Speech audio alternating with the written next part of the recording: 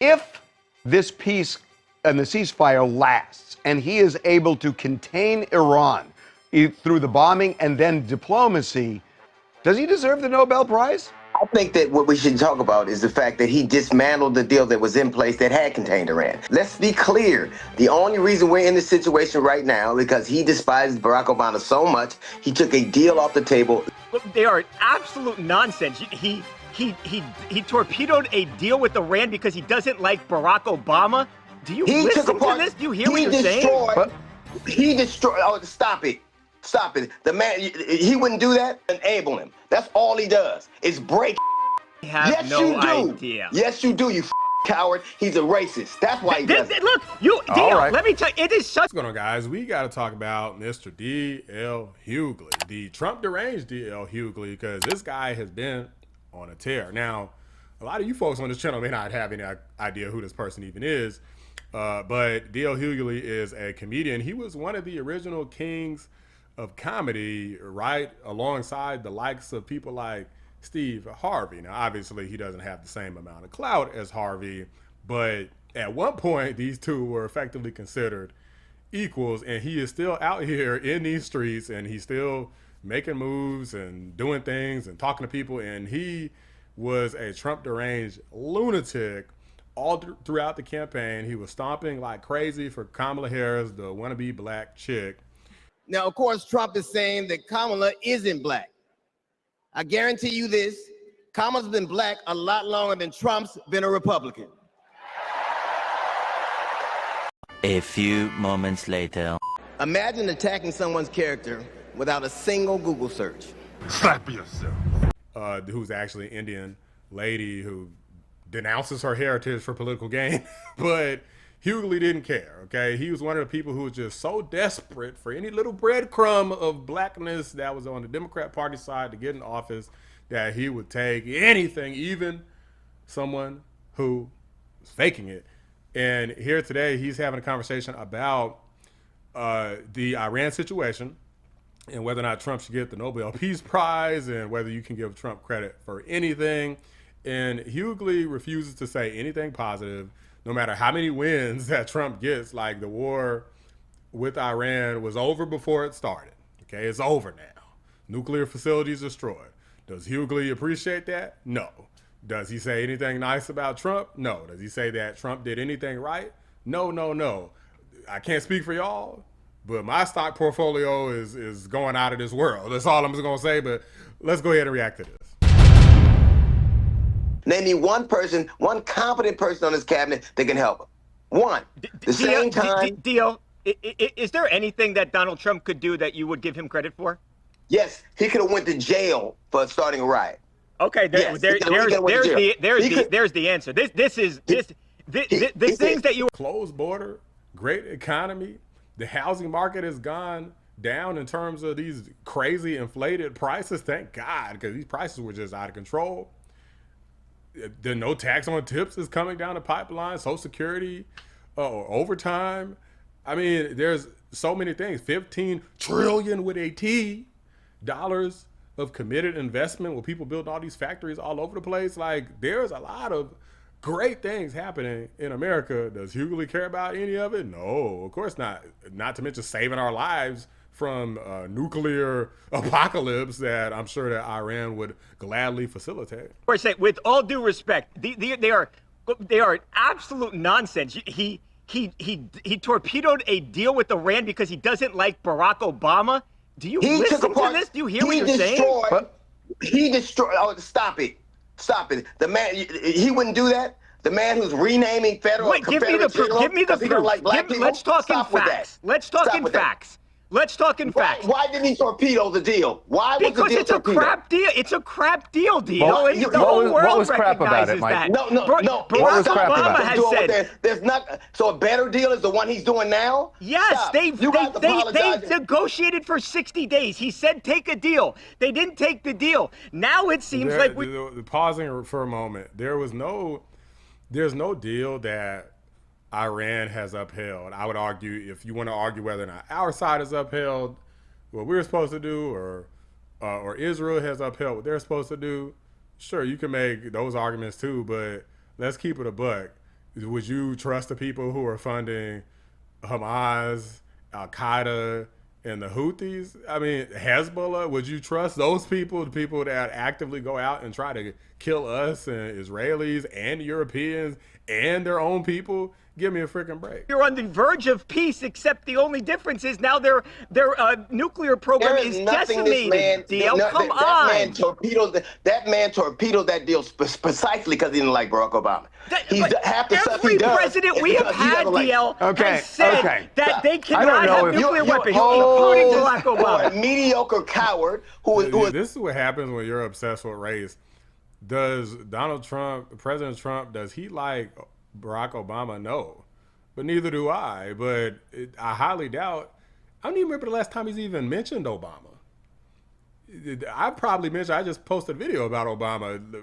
President Trump doesn't talk about Obama at all. I don't think he cares or gives a damn about Obama at this point, and certainly is not making moves as it relates to foreign policy because of he's got Barack Obama on the brain. Give me a break. He's a bullshit president, and all of you people enable him. That's all he does is break.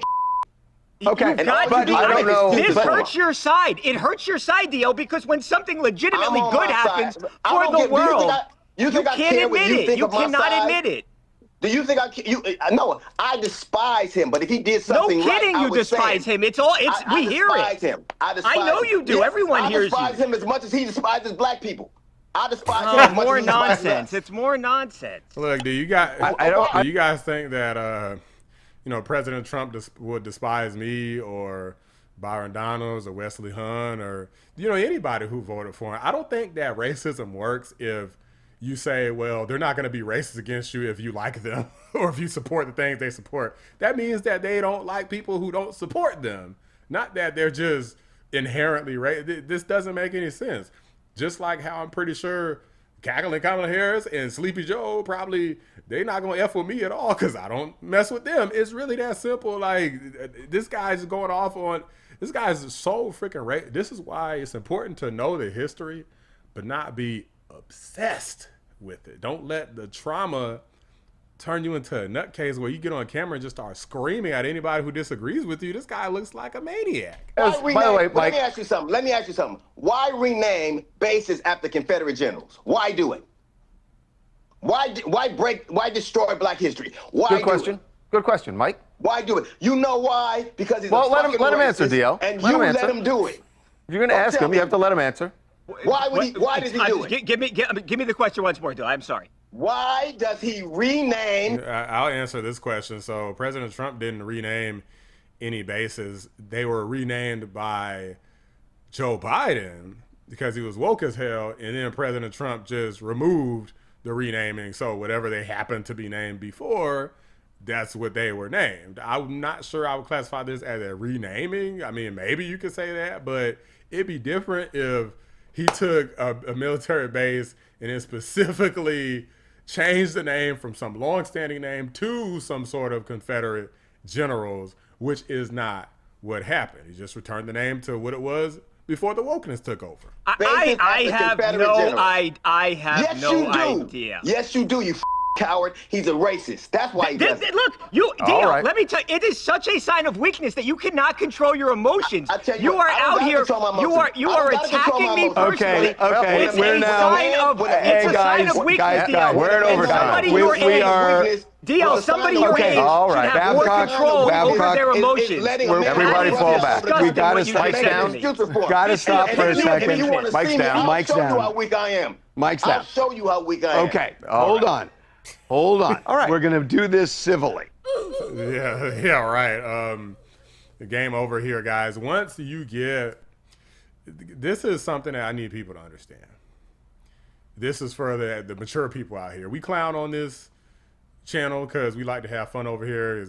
Why the hell not? But here's the truth behind people like DL Hughley and anyone who feels like him.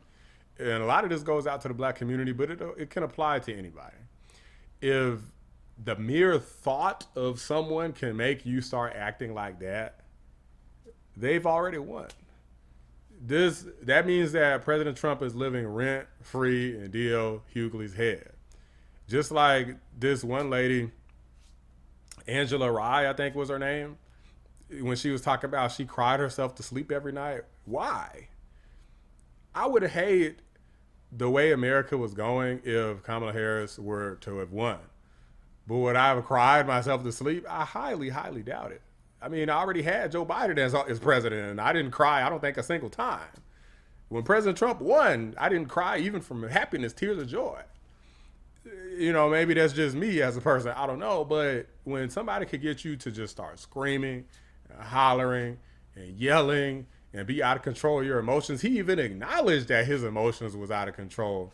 And I'm like, dude, what the hell is wrong with you? What type of man are you? He's out here acting like a little girl. I done seen little girls show more restraint than D.L. Hughley. And this is just the tip of the iceberg. Guys, he's done stuff like this like dozens of times. This isn't like some crazy thing. It just so happened that I didn't have time to catch it. So much political news happened at the time. I didn't have time to catch it. But now I did, and you guys can see what I've been seeing behind the scenes, that this guy is a lunatic. There's a lot of people that think just like Hugley, that think it's okay to be an emotionally deranged maniac. You see how he acknowledged it, and he was okay with it. He's like, hey, I'm cool being out of control because Trump is so bad, it's okay for me to just lose my ish and act like a maniac. No, just start pointing, and you a coward, and acting like... Guys, get a damn hold of yourself. Seriously. Get a hold of yourself, use your brain, think, strategize. That's why Kamala Harris lost. How are you going to win if this is how you are? Who's not being smart? Who's not making strategic moves? Who's the real winners and losers when thinking about someone and talking about someone makes you act like this?